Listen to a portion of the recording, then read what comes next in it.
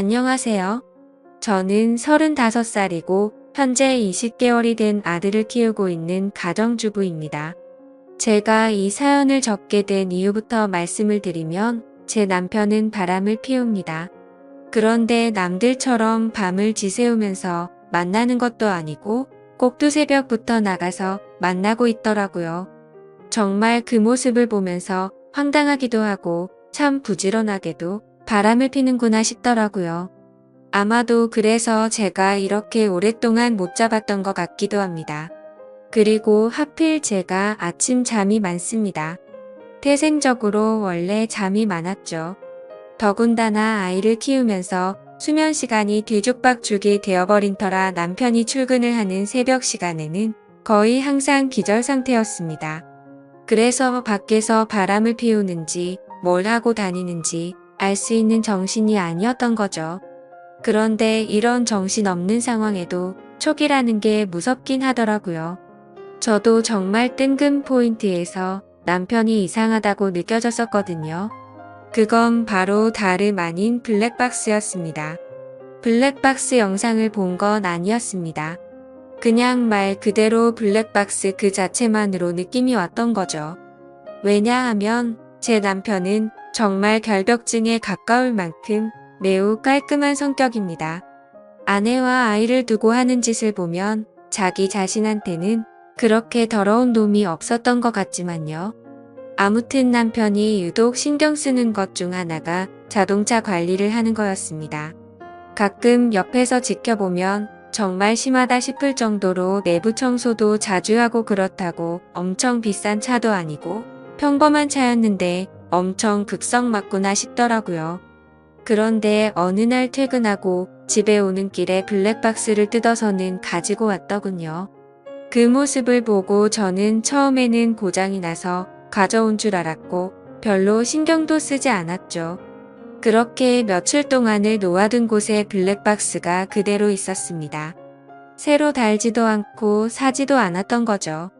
한마디로 그냥 저희 차에는 블랙박스가 없었던 겁니다. 그렇게 자동차에 온갖 재정을 쏟던 사람의 차에 말이죠.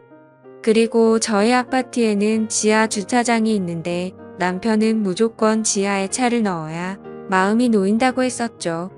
분리수거 하는 날이나 야근하고 늦게 와서 지하 주차장이 꽉 찼을 때는 어쩔 수 없이 지상에 주차를 하고 들어와서는 지하에 주차를 할 수 있을 때까지 매시간 들락날락 할 정도였습니다.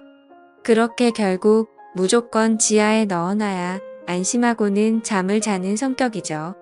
이게 뭔가 앞뒤가 안 맞지 않나요? 차를 그렇게 애지중지하는 사람의 행동이라고는 볼 수가 없었고 그때부터 뭔가 이상하다는 촉이 왔었죠.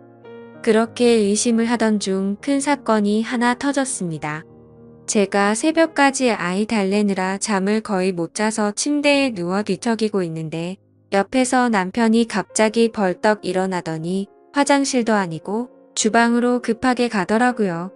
그래서 뭐지 싶어서 시간을 봤더니 아직 출근 시간은 한참 멀었는데 도대체 뭐라는 거지 싶었습니다.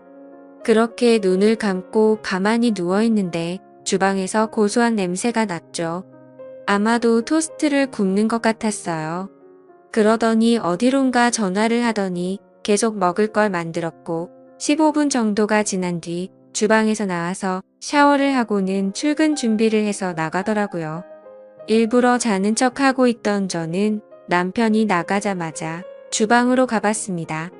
그런데 주방에는 아무런 흔적도 없이 엄청 깨끗하게 되어 있더라고요. 내가 꿈을 꾼 건가 싶었고 황당했죠. 그래서 눈에 보이는 후라이팬을 밑바닥을 만져보니 아직 미지근하더군요. 아무런 흔적도 없는데 뭔가를 만들기는 만들었다는 거였습니다. 그날 이후 제 의심은 극도로 올라갔고 수면 패턴이 아예 바뀌어 버려서 밤에 잠을 못 잤습니다. 그래서 일부러 자는 척하면서 새벽마다 남편이 출근하는 걸 봤습니다. 밤새 안 자는 척하긴 어려웠기에 아이방에서 자는 척을 하고 남편의 인기척이 들리면 문틈으로 밖을 봤죠. 그날도 어제와 같이 일어나자마자 주방으로 가더니 커피를 타서 보온병에 넣더군요. 실루엣만 봐도 세상 신나 보였죠. 작은 소리로 콧노래를 흥얼거리면서 마치 소풍 가는 사람처럼 즐겁게 준비를 하더라고요. 그리고는 전날과 같이 뒷정리를 흔적도 없이 깔끔하게 해놓고는 출근을 했습니다. 하루 이틀이면 그러려니 했을지도 몰랐을 겁니다. 그런데 매일 새벽 5시 30분이면 기계처럼 일어나서 무언가를 열심히 만들어서 6시 정각에는 집 밖으로 나갔습니다. 남편이 9시까지 출근해야 했는데 평소에는 7시에 나갔는데 1시간이나 일찍 나갔던 거죠. 회사에서 무슨 일이라도 있나? 아니면 혹시 투잡이라도 뛰는 건가? 별의별 생각을 다 했죠. 솔직히 그때까지도 저는 제 남편을 믿었습니다. 하지만 매일같이 그런 모습을 보다 보니 의심은 나날이 커져가더라고요. 그래서 결국 저는 남편이 자는 동안 핸드폰을 뒤져봤어요. 패턴 암호는 연애 시절 그대로 쓰더군요. 근데 아무것도 없었습니다. 카톡도 회사 단체 단톡방 외에는 특이한 것도 없었고 문자나 통화 기록도 너무 깨끗했습니다. 그래서 제가 괜히 남편을 의심한 건가 착각을 하기도 했죠. 하지만 쉽사리 의심은 사그러들지 않았고 그 다음 날도 저는 아기 방에서 자는 척을 했고 남편이 나갈 때 저도 몰래 따라 나갔습니다. 남편은 지하 주차장으로 내려갔고 저는 미리 불러둔 택시를 타고서 뒤따라 가려고 기다리고 있었습니다. 그런데 택시에서 10분을 기다려도 남편의 차는 올라올 생각을 하지 않더라고요. 분명 남편이 지하 주차장으로 가는 걸 봤는데 나오지를 않더라고요. 저는 어쩔 수 없이 택시값을 계산하고 죄송하다고 하고는 서둘러 지하 주차장으로 내려가 봤죠. 혹시나 제가 찾는 게 들킬까 봐서 조심히 남편 차를 찾아봤습니다. 지하 2층으로 내려가 보니 남편의 차가 지하 주차장에 있더라고요. 멀리서 보니 시동도 켜져 있지 않고 빈 차 같더군요. 그래서 남편이 차를 안 가져갔는데 제가 못 본 사이 나갔구나 했습니다. 어쩔 수 없이 저는 다시 집으로 올라가려고 할 때였습니다. 그때 때마침 어떤 여자가 제 남편 자동차 쪽으로 점점 다가가더니 너무나 자연스럽게 제 남편 차에 타는 겁니다. 그때부터 인생에서 가장 크게 제 심장이 쿵쾅쿵쾅 뛰기 시작했습니다. 그렇게 믿으려고 애써봤건만 제 남편은 투잡을 뛰려고 일찍 일어난 게 아니었습니다. 다른 여자와 두 집 살림을 하려고 일찍 나가고 있었던 거였죠. 그렇게 한참을 다른 사람 차 사이에 숨어서 보고 있는데 너무 슬펐습니다. 당장 뛰어가서 머리채라도 잡고 싶은데 아무런 증거도 목격하지 못했기에 처량하게 지켜볼 수밖에 없었죠. 1시간가량 시동도 안 킨 자동차에 있더니 7시쯤이 되자 갑자기 시동을 걸고 차가 빠져나가더군요.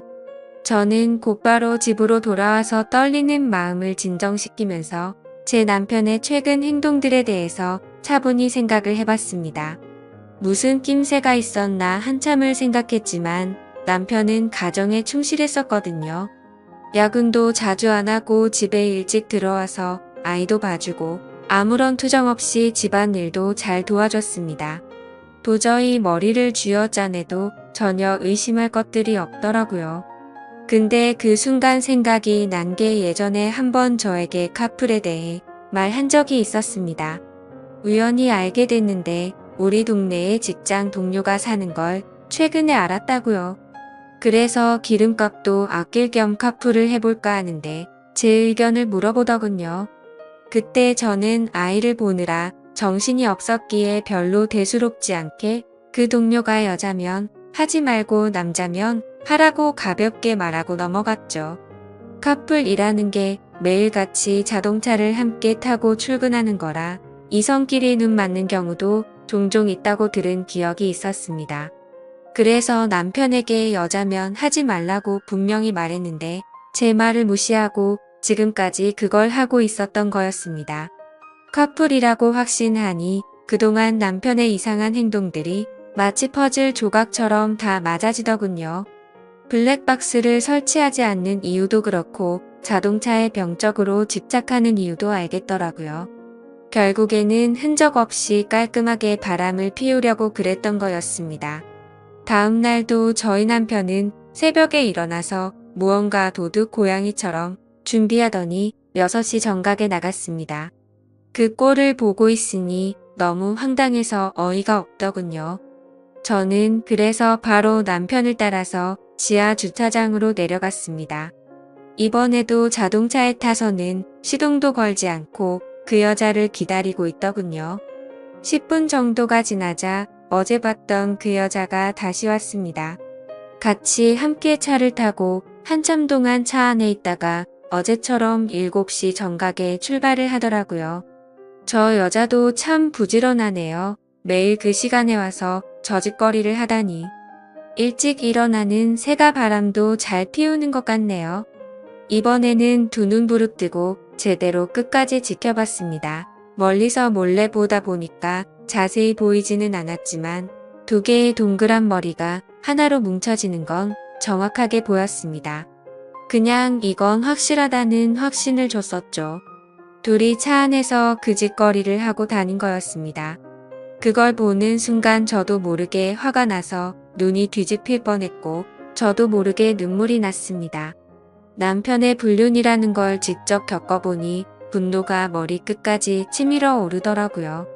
그동안 남편이 제게 이상하게 대한다거나 갑자기 잘하려고 했던 상황들을 하나씩 차근차근 생각해보니 저 여자랑 차 안에서 바람을 피우느라 찔려서 그랬구나 싶은 생각에 정말 돌아버리겠더군요. 저는 곧바로 친정엄마에게 연락을 해서 병원에 다녀온다며 아이를 좀 봐달라고 부탁을 드렸고 아이를 친정에 맡긴 뒤 저는 곧바로 변호사 사무실을 찾아갔습니다. 변호사분과 이야기를 한참 동안 해봤지만 결론은 그거였습니다. 깔끔하게 하는 게 제 심신에 좋을 거라며 위자료 2천만 원의 양육비 받고 이혼을 하는 걸 추천하더라고요. 그 이야기를 듣자 너무 억울하고 분통이 터지더군요. 어떻게 남편이 타고 다니는 자동차 가격보다 낮은 금액으로 내 인생 날린 걸 퉁치려고 한다는 게 말이 됩니까? 그래서 저는 일단 다시 연락드린다고 말하고는 변호사 사무실을 나왔습니다. 누구에게 물어봐야 하나 싶었고 제 주변 친구 중에 이혼을 한 친구들을 찾아봤습니다. 솔직한 속마음으로 그런 친구가 없으면 어쩌나 했는데 너무 많아서 놀랄 정도였죠. 가까이 사는 친구들 3명에게 연락을 해서 만났는데 전부 다 자신들이 겪은 이야기를 하면서 울고 앉아 있었습니다. 그런데 이야기를 들어보면 대충 돈은 다 비슷하게 받았더라고요. 사실 재벌 집에 시집가지 않고서야 거기서 거기겠지 싶더군요. 저는 32살에 아이를 낳았고 제 아이가 몸이 많이 약해서 새벽에 응급실만 3번 다녀오고 나서 도저히 일과 육아를 병행할 수 없겠구나 싶었고 그냥 깔끔하게 8년 다니던 그 좋은 직장을 그만뒀습니다. 그런데 이런 건 어떻게 보상해 줍니까? 고작 2천만 원이라니 너무 허탈했습니다. 아무튼 그건 나중에 해결할 문제라는 생각에 저는 친구들과 헤어지고서 그 두 인간에게 복수를 하기 위해서 곧바로 페인트를 사러 갔습니다. 가자마자 페인트 사장님에게 가장 안 지워지고 오래 가는 걸로 달라고 말씀을 드렸고 빨간색 페인트 4통과 두툼한 붓도 몇 개를 사서 배달을 부탁드리고 집으로 들어갔죠. 그날 저녁도 다른 날과 다르지 않게 남편은 퇴근하고 일찍 집에 들어와서 집안일을 도와주더군요. 그 꼴을 보고 있으니 나중에 제가 없어도 참 잘 살겠구나 싶었습니다. 그리고 기가 막히게도 대뜸 주말에 출장이 잡혀서 갔다 온다고 하는데 속이 뻔히 보이더군요. 역겨운 마음에 욕이 튀어나올 뻔했지만 증거도 만들어야 했고 복수를 제대로 해야 한다는 생각에 겨우 참았습니다. 잠이 들 준비를 마친 뒤 남편은 인터넷으로 볼만한 영화를 찾고 있길래 무슨 영화냐고 같이 보자고 제가 은근슬쩍 찔러봤습니다. 그러자 남편은 나중에 회사에서 쉴 때 본다고 말하더군요. 그러더니 저를 위하는 척하면서 일찍 자라고 하더라고요. 웃음밖에 안 나왔습니다. 블랙박스 떼놓고 그 자리에 영화 틀어놓고 둘이서 보려는 게 눈에 뻔히 그려졌습니다. 그래서 이를 갈면서 아무렇지도 않은 척 저는 남편에게 말했죠. 자기도 일찍 일어나려면 피곤할 텐데 대충 고르고 쉬어라고 말하고는 저는 아이방으로 갔습니다. 어차피 오늘 아무리 재밌는 영화를 고르면 뭐하냐 싶었죠. 내일 내가 가서 깽판 치면 영화는 10분도 보지 못할 텐데 한심스럽더군요. 그렇게 그날 밤이 지나고 새벽이 되었습니다. 아니나 다를까 부지런하신 남편 놈은 똑같이 새벽에 일어나더니 열심히 준비를 해서 나갔고요. 저도 곧바로 엄마에게 빌린 차에 실어뒀던 고무장갑을 양손에 끼고 페인트와 붓을 빼들고 따라갔습니다. 지하 주차장에 도착하니 항상 주차하는 곳에 남편의 차가 보였습니다. 심장이 터질 듯이 떨리고 무서운 마음도 들었지만 최대한 차분히 기다렸습니다. 그러자 상간녀가 또각또각 구두 소리를 내면서 기분 좋은지 생글생글 웃으면서 차로 다가가더군요. 그렇게 그 여자가 남편 차에 타는 것까지 확인을 했습니다. 그리고 저도 페인트 뚜껑을 열어서 들었고 다른 한 손에는 휴대폰을 들고서 남편 차로 조용히 다가갔죠. 심장이 터질 것 같았고 무서웠지만 그 마음은 곧바로 분노로 바뀌었습니다. 가까이 다가가서 보니까 둘은 아주 한 몸이 되기 직전이더군요. 저는 곧바로 휴대폰으로 동영상 녹화를 하고서 주머니에서 붓을 빼들었습니다. 남편 차가 실버 색상인데 빨간 페인트를 찍어서 남편 차에다가 그대로 글자를 적기 시작했습니다. 진짜 그 순간 엄청나게 통쾌했고 페인트가 기가 막히더군요. 저는 그곳에다가 불륜남과 상간녀가 타고 있어요 라고 적었습니다. 빨강색 글씨에 큼직하게 써서 멀리서도 곧바로 보이겠더라고요. 자동차 앞 유리에도 글자를 적기 시작했어요. 조수석 부분에는 상간녀라고 적었고요. 운전석에는 불륜남이라고 또박또박 적어놨습니다. 차 안에 두 사람은 멍하니 깜짝 놀라서 멍하니 저만 바라보고 있더라고요. 너무 역겨운 마음에 저는 그 두 사람을 쳐다보지도 않았습니다. 그렇게 바로 자동차 뒤로 가서 우리 지금 바람 펴요 라고 적어줬고요. 트렁크에다가는 바람피는 유부남이라고 적었습니다. 그렇게 실컷 페인트 칠을 마치고 나서 조수석으로 다가가서 유리창을 톡톡 두드렸습니다. 당장 열어라, 망치 갖고 와서 깨부셔버리기 전에라고 말하자 운전석에 있던 남편이 내리더군요. 남편은 차에서 내려서는 가까이 오지도 못하면서 오해라고 난리가 났고요. 저는 붓을 들고 너한테도 온통 페인트질 해줄 테니 가까이 오라며 네가 인간이냐고 소리를 질렀습니다. 그렇게 난리가 났는데도 그 상간녀는 끝까지 차에서 내리지 않더라고요. 저는 너무 열이 받아서 붓으로 유리를 툭툭 치면서 당장 나오라고 소리를 질렀습니다.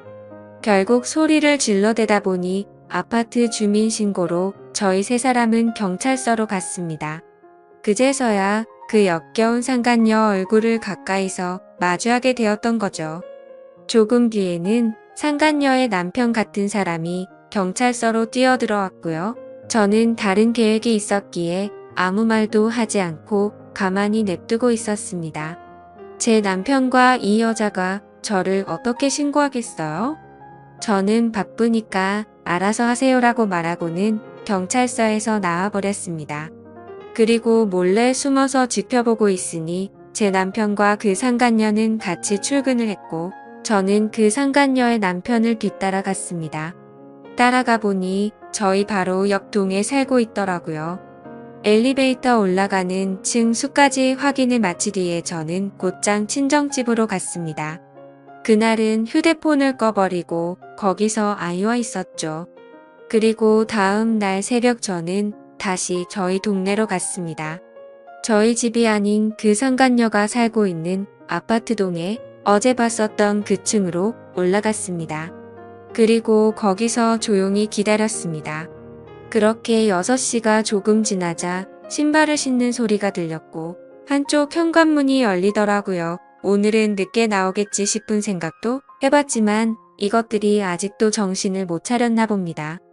나오는 사람은 어제 봤었던 상간녀가 맞았고요. 그 상간녀는 문 앞에 서 있는 저를 보고 소리를 지르면서 그 자리에서 주저앉아 버렸습니다. 저는 그 여자를 보지도 않고 묵묵히 제 할 일을 시작했습니다. 가져온 페인트통 붓을 듬뿍 발라서는 그 상간녀 집 현관문에 적기 시작했습니다. 이 집에 상간녀가 살고 있어요. 일찍 일어난 상간녀가 유부남을 꼬신다 라고 적었습니다. 그 상간녀는 소리를 지르기 시작했고 저는 아무렇지 않게 아주 태연하게 계속 글자를 적어 나갔습니다. 카풀 뜯어먹는 소리 안에 차에서 이상한 짓이라고 적고 있는데 갑자기 그 집에서 그 여자의 남편이 뛰쳐나오더라고요. 저를 보자마자 또 이 아줌마냐고 도대체 왜 그러냐고 하더군요. 남의 집에 무슨 짓거리냐며 이거 전부 다 손해배상 청구할 테니 그렇게 알라고 하더라고요. 저는 그 여자 남편한테 물어봤습니다. 아저씨, 혹시 아저씨도 아침 잠이 많으신가요? 일찍 못 일어나시죠? 라고 물었습니다. 그러자 그게 무슨 소리냐며 아침 잠하고 이 짓이랑 무슨 상관이냐며 화를 내더군요. 저는 제 핸드폰을 꺼내서 어제 녹화한 영상을 보여주면서 말했습니다. 아저씨 와이프랑 내 남편 놈이랑 꼭두 새벽마다 만나서 그렇게 부지런하게 자동차에 둘이 달라붙어서 커플인지 뭔지 바람을 폈어요. 아저씨도 정신 차리세요. 라고 했죠. 그때 때마침 제 남편에게서 전화가 오더라고요. 전화를 받자마자 지금 어디냐고 버럭 소리를 지르더라고요. 안 그래도 열받는데 저를 또 건들더군요. 그래서 제가 한마디 했습니다. 야, 다음에는 네 차례야. 너는 회사에서 딱 기다리고 있어라. 내가 페인트통 들고 지금 바로 갈 거니까. 그 시각이 아침 7시였는데 그 여자 집 앞에서 소리를 지르고 있었습니다. 또 다시 주민 신고가 들어갔는지 곧바로 아파트 경비 직원분들이 올라왔고 저는 강제적으로 그 사람들에게 떠밀려서 엘리베이터에 올라탔습니다. 1층으로 내려가니 제 남편이 이쪽으로 뛰어오고 있더군요. 이젠 더 이상 그 자동차 안에서는 못 기다리나 봐? 라고 했더니 남편이 그러더라고요. 적당히 좀 해라며 동네 창피하게 아침마다 뭐 하는 거냐고요. 그 말을 듣는 순간 피해자 코스프레를 하길래 너무 역겨워서 구역질이 날 것 같았고 정말 너무 화가 났습니다. 그래서 저는 곧바로 소리를 지르면서 말했습니다. 그럼 내가 아침마다 동네에서 한 짓은 뭐냐고 물었고 주차장에서 그 짓거리 한 건 당당하냐고 소리 질렀습니다. 그러자 남편이 제 행동이 질린다면서 제가 원하는 대로 이혼해준다며 되려 큰 소리를 치더라고요. 아무리 간통죄가 없어졌다고 해도 저렇게 당당하게 이혼을 해준다라는 소리가 나오는 게 어이가 없었습니다. 저는 더 이상 분노를 참을 수가 없었고 들고 있던 페인트붓으로 남편의 뺨을 쳐버리고 돌아서서 갔습니다. 그때부터 저는 이제 정말 무서운 게 없다는 걸 깨달았죠. 그러자 남편은 뒤에서 온갖 욕을 하면서 동네가 떠나가라 소리를 질러대더라고요. 저는 가볍게 그 말을 무시해버리고 곧바로 택시를 타고 친정집으로 갔습니다. 가서 씻고 나서 마음도 진정시킨 뒤에 본격적으로 이혼 준비를 시작했습니다. 최근에 만났었던 이혼한 친구들을 한자리에 다시 불러서 얘기를 듣는데 정말 처참하더라고요. 제가 앞으로 몇 달 뒤면 저 친구들과 같은 모습이 될 거라는 생각에 암담해졌습니다. 이제 슬슬 좀 현실이 보이더라고요. 제가 이혼을 한다는 것도 그렇고 앞으로는 혼자서 아이를 키워야 한다는 것도 이제 좀 와닿았습니다.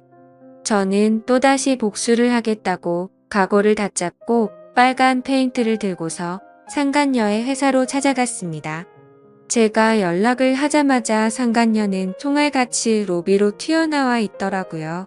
제가 또 어떤 글자를 어디에 적을지 무서웠겠죠. 저를 보자마자 제 손을 잡고는 로비에 있는 커피숍으로 끌고 갔습니다. 테이블에 앉자마자 상간녀가 저에게 말하더군요. 자신이 저번에는 경황이 없어서 가만히 있었는데 적당히 하라고 하네요. 참는 것도 한계가 있다면서요. 그리고 왜 당신 남편은 가만두고 자신한테만 그러냐면서 합의금이든 위자료든 원하는 게 줄 테니까 자신은 좀 내버려 두라고 뻔뻔스럽게 말하더군요. 아무튼 그 여자가 그렇게 당당하게 돈 이야기를 먼저 하길래 제가 얼마나 줄 거냐고 물어봤습니다. 그러니 본인도 여기저기 알아보니 1,500이면 충분한데 2,000까지 해준다고 하더군요. 여기서도 2천만 원이라는 소리를 들으니까 갑자기 화가 확 나더라고요. 그래서 저는 내 등에 가격표라도 붙어있냐고 왜 가는 곳마다 나한테 2천만 원 거리냐고 했습니다. 내 35년 인생 가격이 고작 2천만 원이냐고 소리쳤고 그 돈은 걔나 주라고 말했습니다. 나는 내 방식대로 풀고 싶으니까 시간 없는 나 붙잡고 헛소리 짓거리지 말고 당장 네 사무실로 올라가게 앞장서라고 말했습니다. 그러자 그제서야 그 당당했던 여자가 공손해지더라고요. 제 팔을 붙잡으며 제가 잘못했어요. 제가 어떻게 하면 화가 풀리시겠어요? 라며 저에게 매달리더군요. 그래서 저는 말했습니다. 나는 배운 여자라 글을 써야만 풀려. 네 사무실에 상간녀라고 도배를 해야 풀리겠으니까 당장 앞서라고요. 그러자 상간녀는 갑자기 제 페인트통을 잡고 펑펑 울면서 제발 살려달라며 자신이 잘못했다고 하더군요. 그렇게 로비 한복판에서 그런 일이 벌어지다 보니 지나가는 사람들이 슬슬 저희 쪽으로 몰리더니 웅성거리기 시작했습니다. 그때 또다시 제 남편에게서 전화가 왔습니다. 제가 저번에 회사 간다고 질러놔서 그런지 불안했는 것 같더라고요. 전화를 받아서 말했습니다. 나 지금 너희 회사 로비였는데 네 상간녀 사무실 들렸다가 네가 있는 곳 가주겠다고 말했죠. 통화를 듣고 있던 상간녀는 이제 아주 제 페인트통을 끌어안고 펑펑 울면서 잘못했다고 살려달라고 하더군요. 주변을 둘러보니 회사 경비분들도 이제 슬슬 저에게 다가오고 있었습니다. 요즘 참 태어나서 처음으로 경비하시는 분들이 저를 무지 좋아하는 것 같더군요. 상황을 보니까 어차피 상간녀 사무실로 들어가긴 힘들어 보였습니다. 그래서 로비에서 끝장을 봐야겠다라는 생각이 들어서 사람들 다 들으라는 듯 큰 소리로 말했습니다. 바람은 네가 내 남편이랑 폈는데 내가 왜 용서를 해야 하냐며 내 20개월 된 아들 인생은 앞으로 어쩔 거냐고 소리쳤습니다. 내 아들은 앞으로 지 아빠도 편하게 못 보는데 그건 어떻게 할 거고 한 가정을 처참하게 부숴놓고 말로만 미안하다고 하면 끝이냐고 미안하면 당장 꿇어서 제대로 사과하라고 했죠. 그러자 사람들이 너무 많이 모여서 그 여자도 눈치가 보이는지 망설이고 있더군요. 그래서 저는 그 여자에게 다가가서 끌어안고 있는 페인트통 뚜껑을 확 열어버렸습니다. 그럼 그냥 여기에다가 글씨 써준다고 말하자 곧장 바로 무릎을 꿇으며 펑펑 울며 잘못했다고 싹싹 빌었습니다. 사람들은 그 모습을 보며 웅성거렸고 사진도 찍기 시작하더라고요. 그때 때마침 제 남편도 뛰어와서는 회사까지 찾아와서 이러는 건 다 불법이라고 말하더군요. 그래서 저도 곧바로 말했습니다.